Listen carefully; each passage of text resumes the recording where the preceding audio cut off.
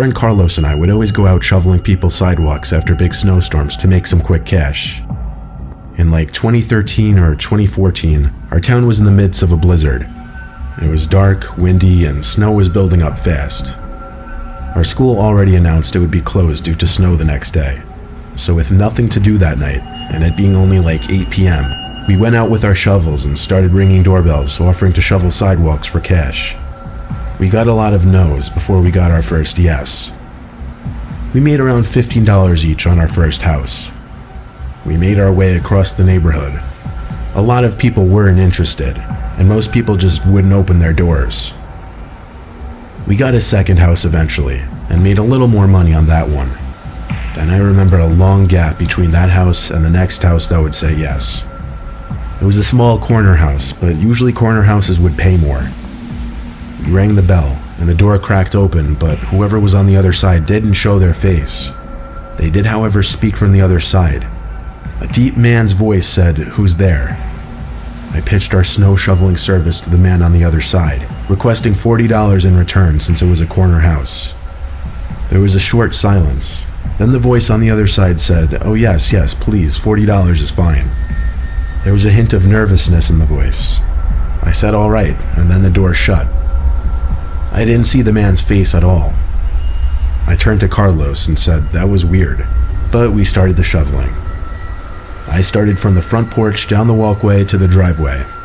Carlos worked on the sidewalks. I couldn't help but stare at the house every once in a while, and at one point when I turned to a window as I was throwing the snow from my shovel onto the ground, I saw who I assumed to be the homeowner. He was standing at one of the windows watching me. Could I see anything of his face? Not really. He was standing in a dark room. A little uncomfortable it made me, but I tried my best to ignore it and continue shoveling. Of course, I'd occasionally glance back and he would still be there. Eventually I finished the driveway, just around the same time Carlos finished the sidewalks. So we started our way back up the walkway to the front stoop. But before getting to the stoop, the door opened and the man inside shouted, "Go around back." Carlos and I froze, looked at each other, then obeyed his command. We stepped through the snow-covered grass to the backyard gate. I opened it and pushed it through the rising snow, which was slightly difficult.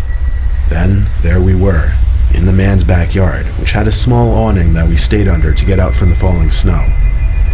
We waited by the back door, expecting him to come outside eventually with our money. We waited for over a minute and started getting antsy. I started pounding on the back door since there didn't seem to be a doorbell. Then there was the sound of a window being rotated open, followed by the man's voice again, saying, "Come inside." Carlos and I looked at each other again, and then I led the way in through the back door. All the lights in this house were turned off. It was actually so hard to see anything, really. "Hello?" I said. I heard a man's voice from another room call, "I'm counting your money on the table." It seemed he was inside the kitchen, which was connected by a small door through the room we entered from. We walked closer to the kitchen, which appeared to be lit up through the window only by the streetlight standing on the side of the house. I stood at the doorway, intending on looking through the crack of the door to see where the guy was standing in the kitchen, but I couldn't see through the crack because it was blocked by him. The man was standing on the other side of the door, looking through the crack. I turned and pretended I didn't see him. I made up some bull, like telling Carlos we forgot something outside. We left the house, and the man didn't say a word. As soon as we got outside, we grabbed our shovels and sprinted away from there. All of our hard work shoveling that house was for nothing. We got back to my backyard, put the shovels away, and went inside to warm up and rest for a little bit. Carlos and I chilled for a little bit, then it was time for him to go. He went out the back to get his shovel, but he came back inside, concerned, telling me to come take a look at something.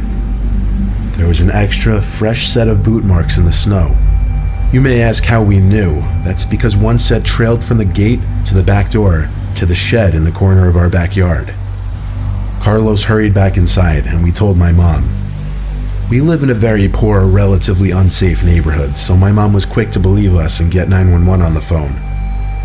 Police showed up relatively quickly considering the horrible driving conditions, and they went to investigate the shed. Carlos, my mom, and I watched through the back window as the police pulled out a man from the shed. He had a matching shirt from what I could see through the window back when we were shoveling that property. It was undoubtedly the house owner. He later admitted to police that he was going to attempt to break into the house when we all went to sleep. Why, however, he never answered. Police also said he was very intoxicated when he admitted this, which made me think, what on earth was he going to do to us in that kitchen if we didn't leave his house?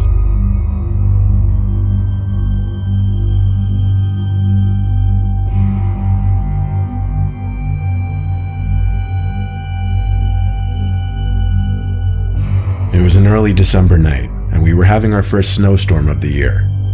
I was in my bed watching some low-budget Christmas film while texting various friends, mostly my friends George and Pat. We used to text in a 3-person group chat. Everything was as it should be when I felt my heart drop to my stomach as a bang came from the window right next to my bed. I opened the curtain, but there was no one standing out there. Then, pow, there was another, as I was still looking out the window. It was a snowball. Someone was throwing snowballs at my window. I stood on my bed to get the best possible view out the window, but I didn't see anyone standing out there in the snow. So I actually lifted open my window to call out. It was almost immediately after I shouted out the window that I heard someone's laughter. Not a child's laughter like I was expecting it to be. It was a deeper voice, could belong to anyone from the age of 17 to 40 for all I knew. I shut the window and started texting in our little group chat saying I knew it was one of them messing with me. The fact that they now weren't responding made me even more confident. I didn't close the curtain as I knew whichever one of them it was, they weren't done messing with me. And just like that, another snowball hit my window. I lifted the window up quickly to try and catch them, and there he was standing in the snow, waving to me. But it wasn't either of my friends. It was some guy in a black beanie and black coat with gloves on, laughing. He started approaching the window. I hurried and slammed it shut and twisted the little lock.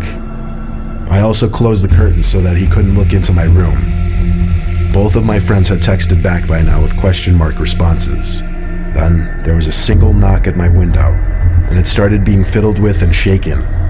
He was trying to lift it open. When it all stopped, I waited a couple minutes before peeking through the curtain. It seemed the coast was clear, so I finally went to go tell my mom and dad about the whole thing, who came to have a look out my window. Sure, my dad believed me, he literally saw the footprints in the snow, but he just didn't see it necessary to call the police, figuring whoever was out there gave up. My dad turned on all the outside lights just as a deterrent, and then they went to sleep. I stayed up in my room with the lights off, continuing to watch movies. My door clicked open. I said get out, assuming it was my little brother. The door shut, so it seemed he listened to me. Silence, except for the TV. I watched for a long while, then a click in my wood floor.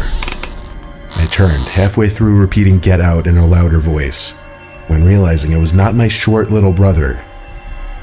It was that tall man in the black beanie and coat from outside. He started waving to me again at the doorway, then put his pointer finger up to his lips. He started walking over to my bed, and that's when I got up, ready to defend myself. He approached faster now, easily grabbed me, and covered my mouth with his leather gloves. There was a wet white towel in his glove that he was pressing to my face for a long time. I tried to break free and scream, but I couldn't, and that was the last thing I remember before everything went black.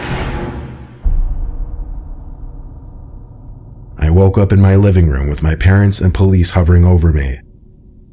An ambulance arrived shortly. My dad heard the commotion going on in my room and came to find the man over me. My dad, much larger than that man, managed to overpower him, but not long enough before the police could arrive. He ran out the front door and disappeared. I was quickly brought to the hospital. Thankfully, I was all right.